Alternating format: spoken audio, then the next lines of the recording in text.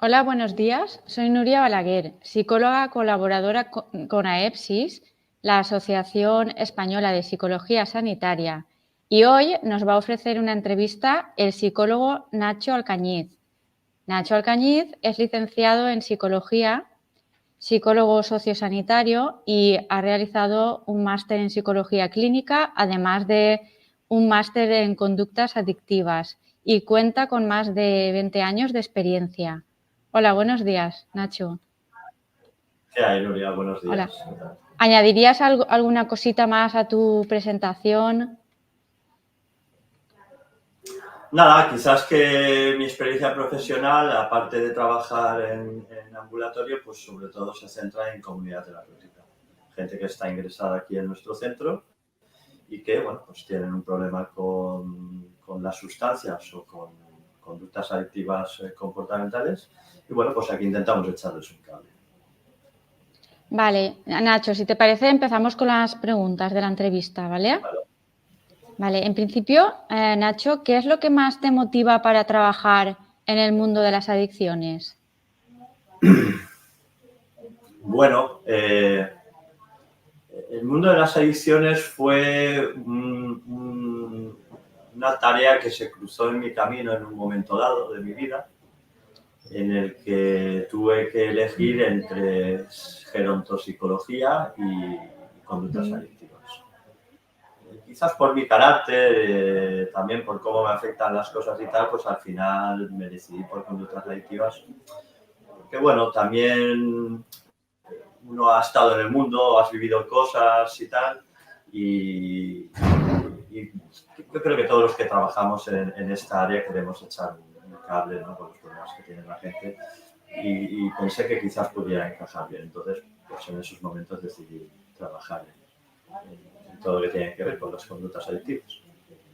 Muy bien, Nacho, ¿y en qué consiste en concreto tu trabajo en el centro Yauran Layum? Vale, yo soy psicólogo. Aquí fundamentalmente me encargo de terapias individuales. La gente está aquí ingresada, como he comentado antes, van haciendo sus distintas funciones y distintas cosas, y yo los cojo. La labor de un psicólogo es enseñar a las personas, bueno, es múltiple, ¿no? Hay una primera parte que es motivacional. Las personas no siempre están en el mismo punto para cambiar su comportamiento. Entonces tienes que enfocarlas y dirigirlas a que potencien su cambio, ¿no? A ser posible para dejarlo conducta adictiva.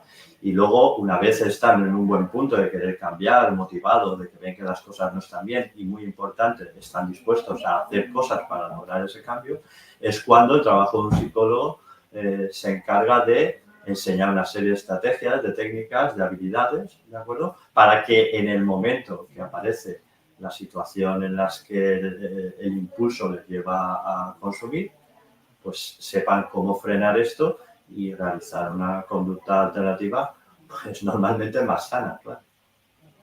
Claro. A ver, Nacho, ¿y cuáles son las principales diferencias y semejanzas entre la adicción a sustancias y las otras adicciones que hay, que son las adicciones comportamentales? Bueno, es una muy buena pregunta. A ver, sustancialmente es lo mismo, ¿eh? La única diferencia es que no hay una sustancia que de alguna manera altera tu conciencia, ¿de acuerdo? No hay nada que te intoxique.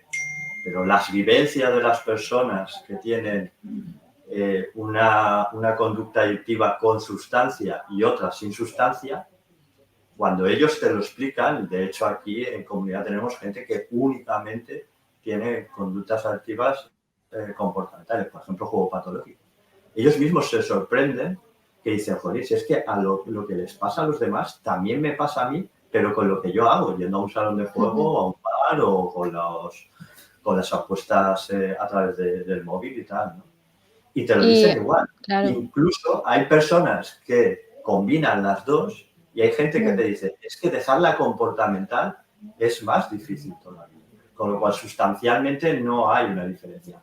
A ver, fisiológicamente sí lo hay. Hay una sustancia que estás metiendo en tu cuerpo que te está afectando de diversas maneras, una de ellas en la cabeza, y que la comportamental no tiene esa toxicidad, pero en lo que es en funcionamiento es exactamente lo mismo. ¿Y tenéis casos de adicción al móvil y redes sociales? Vale. Aquí en comunidad terapéutica no, porque eso es un tema complicado. Vamos a ver. La pregunta que yo me haría es, ¿a qué punto de descontrol vital tiene que llegar una persona para que le merezca la pena hacer un apartado de su vida de un tiempo y meterse en una comunidad terapéutica que también vas a invertir una cantidad de dinero importante, pudiéndolo hacer esto primero en ambulatorio? Claro, las adicciones de este tipo, que son muy nuevas, ¿vale? Y me imagino que hay casos de todo tipo, el perfil quizás no se ajuste demasiado bien a lo que ofrece una comunidad terapéutica de momento. Claro. Porque claro, como estas cosas evolucionan, en el fondo uno no sabe dónde va a llegar la cosa. Hace poco acaban de salir las gafas estas de realidad virtual de Apple, ¿de acuerdo? Que si bien no son accesibles para todo el mundo porque son caras y tal, los productos acaban abaratándose. ¿A dónde va a llevar eso? Pues no lo sé.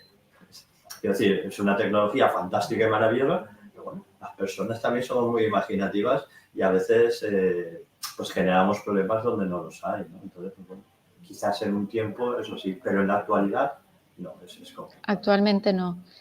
Vale, y a ver, ¿cuáles son los factores de prevención y protección de las adicciones? Vale.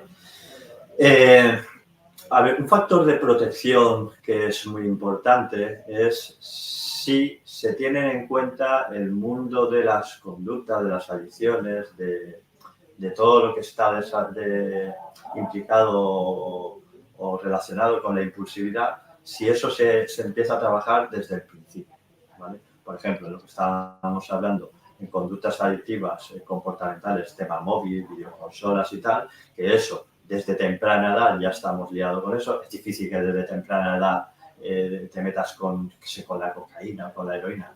Hay ámbitos en los que eso sí que ocurre, pero bueno, en la normalidad de la vida, pues el móvil y tal, no tenemos acceso directo desde temprana edad. Pues bueno, desde temprana edad, hacer una educación respecto al buen uso de estas cosas. El buen uso básicamente es utilízalo en los momentos en los que se tiene que utilizar.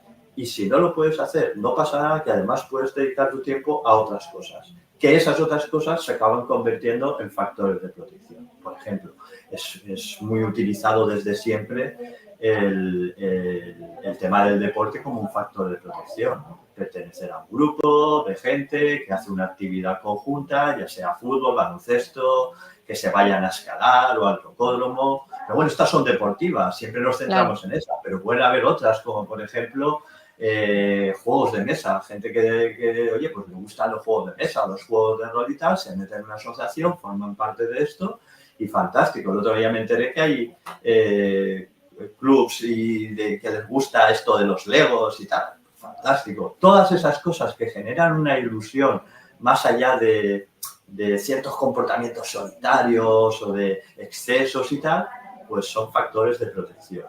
Lo contrario, el no tener eso, el aislarte, el centrar la atención única y exclusivamente en una actividad, puede acabar generando problemas. La familia también es muy importante como factor de protección. La familia. Sí. Todo esto, o sea, es que sepan poner límites, ponerlos bien, ser razonables. Vale. A ver, Nacho, nos vamos a centrar, ¿cómo sería un tratamiento, bueno, cómo es un tratamiento de adicciones tóxicas en el centro de desintoxicación Yaura en la Llum? Vale, nosotros en realidad no somos un centro de desintoxicación, somos un centro de deshabituación. En la deshabituación hay una parte previa en la que si las condiciones de la persona lo permiten también se puede hacer una desintoxicación, porque parece que hay casos que son más graves y entonces aconsejamos una desintoxicación hospitalaria. Una vez ya se ha esterilizado la persona y tal, empieza la deshabituación, que tiene un poco que ver con lo que te he contado antes del trabajo de los psicólogos. Básicamente el trabajo en comunidad terapéutica es llámalo multifactorial, hay muchas personas implicadas en esto. Tenemos médico y psiquiatra, ¿de acuerdo? Hoy en día yo creo que no se pueden entender trabajar sobre las adicciones si no hay una pauta de medicación que para cierta sintomatología asociada a la adicción o quizás relacionadas a patologías previas de la persona, pues bueno, es algo necesario, ¿no? La parte médica también lo es. Ciertas de las conductas realmente es que no son saludables y traen muchos problemas, ¿no? Por lo tanto, tiene que haber una revisión médica y un control médico. Que cuando las personas se estabilizan, en lo médico se van curando, ¿de acuerdo? Eso ya, pues, bueno, son revisiones básicas, ¿no? Como podamos hacer cualquiera.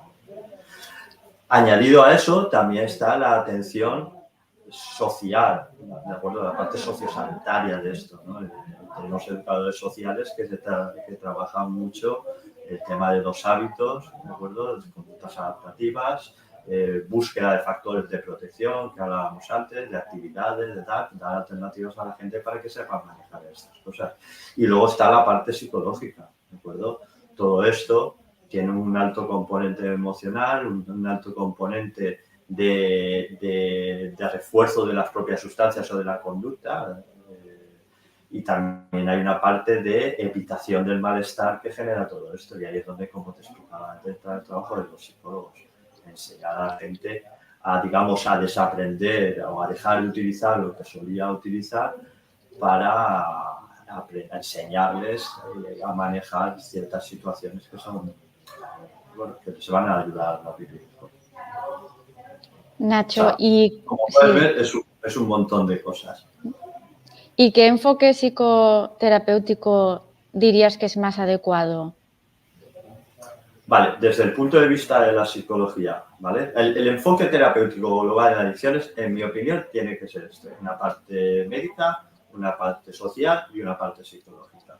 Creo que las adicciones en sí mismo son un ente que tienen estas tres partes. Tienen una parte fisiológica, en la que es lo que es y hay que cuidarse. Tienen una parte social y psicológica, en la que uno puede hacer mucho, ¿vale? Desde el punto de vista de la psicología, que es el que te puedo hablar yo, lo más habitual, lo que se ha visto más eficaz mientras está en consumo, es un enfoque cognitivo-conductual.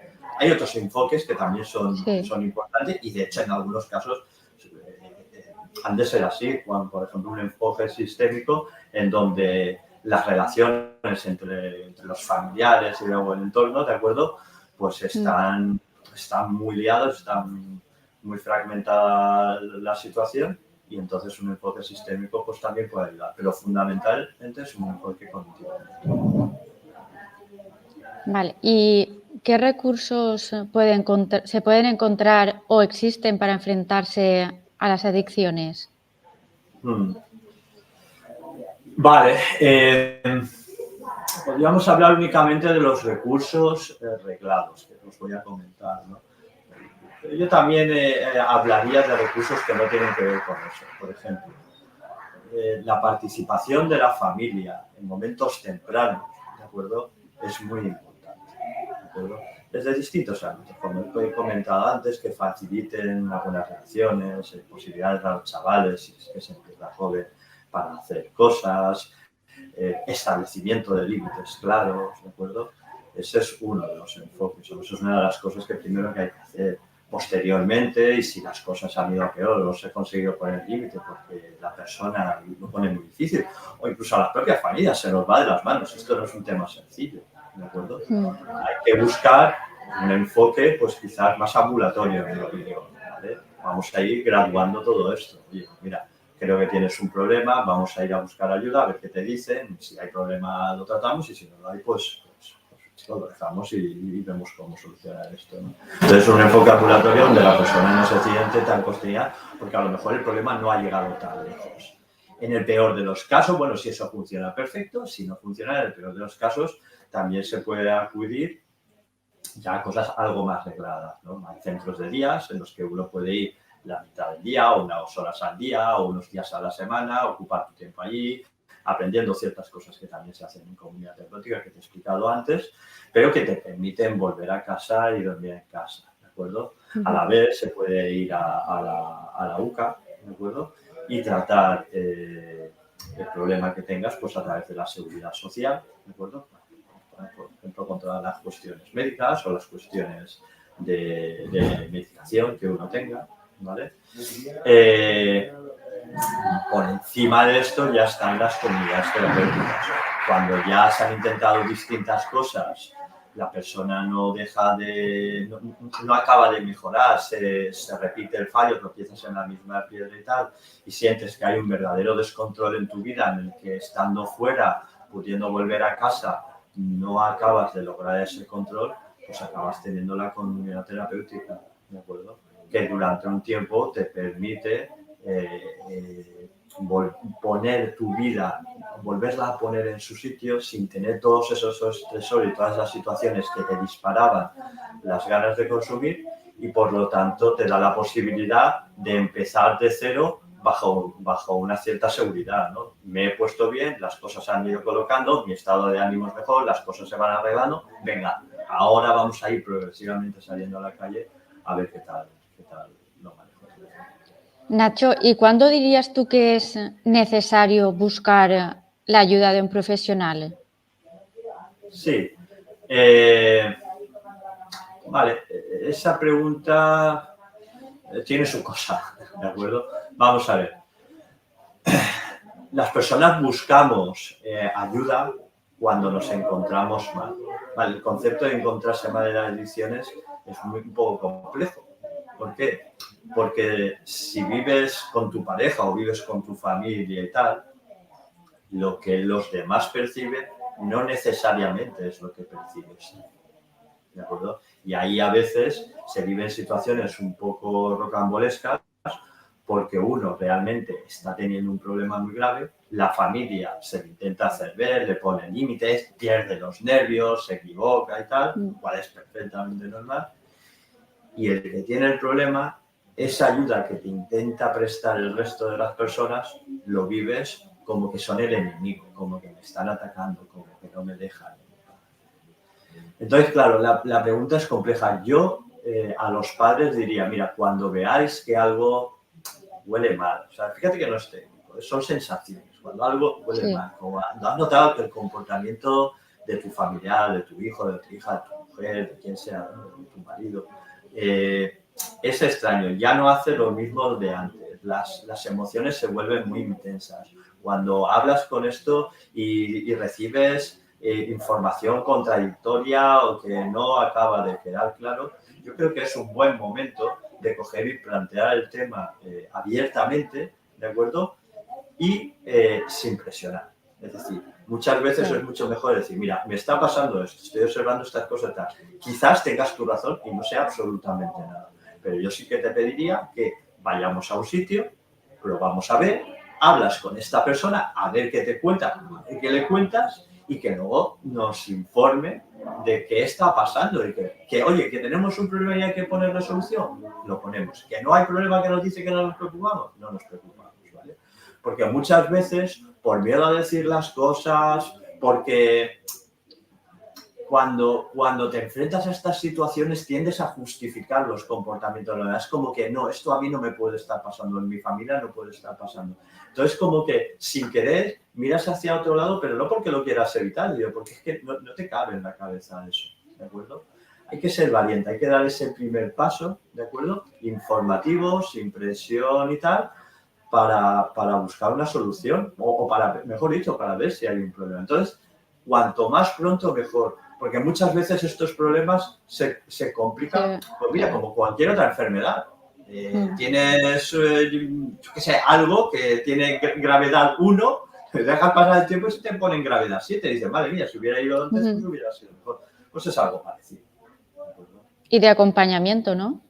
Totalmente. Claro, de acompañamiento. Sí. Obligar en esto de inicio, no suele ser un buen sistema. Al final, aunque ellos lo viven con una obligación, en el fondo al final hay que poner límites. Hay que poner límites muy claros. Es decir, vale, tú tienes derecho a tomar decisiones para tu vida y hacer lo que tú consideres y tal, pero te tienes que hacer responsable de las consecuencias. A mí no me hagas responsable. El mismo derecho que tienes para hacerlo tú, lo tengo yo y por lo tanto yo no estoy dispuesto a lo que sea. Claro. Y eso muchas veces es muy duro, porque las consecuencias o esos límites a veces cuestan mucho. Pero hay que hacerlo, a veces hay que hacerlo. Nacho, ¿y nos podrías contar algún caso que hayas tenido que haya sido difícil y que al final se ha resuelto? Casos difíciles hay muchos, la verdad, ¿de acuerdo? Realmente la dificultad en estos casos suele venir con la motivación de la persona. Vamos a ver. Que la motivación de la persona sea dudosa vuelve al caso muy difícil. Aquí hemos tenido casos, sin dar casos concretos, ¿no? Pero que efectivamente han entrado pues asustados, no sé dónde voy, no creía Claro. tener este problema, con qué personas me voy a encontrar ahí dentro. Y entonces la motivación es como que están muy, muy a la defensiva de inicio y tal. Cuando vienen aquí, ven que el perfil de las personas es exactamente igual que el suyo, gente normal, con una vida razonablemente normal o parecida, que hacen cosas parecidas y que al final todos somos infelices. Entonces, cuando la gente entra a ese juego, juega con nosotros, el caso avanza muy bien. Cuando alguien entra con una motivación dudosa y o le cambia, a lo mejor se confunden encontrarme bien con estar bien. Encontrarse bien es muy fácil. Si ya no te drogas, tu familia te va perdonando, eres feliz, comes todos los días, haces deporte y tal, pues te ves bien. Pero eso es encontrarte bien porque de todos, si ahí estás mal, ya la cosa está fastidiada, ¿de acuerdo? Pero si eres capaz de mantener eso en el tiempo, en circunstancias que te van acercando a tu vida real, entonces la historia cambia mucho. Y de eso, sorprendentemente, no es que todos los casos sean así, pero hay muchos casos que empiezan muy mal, muy a la defensiva, y que poquito a poco van entrando y tal. Menos mal que ocurren esas cosas, porque si no, aquí nos desmoralizaría. Claro. Vale, Nacho, y para cerrar esta entrevista, ¿qué mensaje darías a todas las personas que necesitan ayuda para dejar de consumir y no se atreven a dar el paso o creen que no podrían conseguirlo? Vale, ser valientes. Hay que ser valientes, ¿de acuerdo? Además, no es una valentía gratuita, es una valentía que vas a luchar por tu felicidad. Cuando estáis hundidos, cuando estáis en el peor de las situaciones probablemente de vuestras vidas, tenéis una desesperanza hacia el futuro, no veis que nada pueda cambiar, creéis que todo es muy difícil.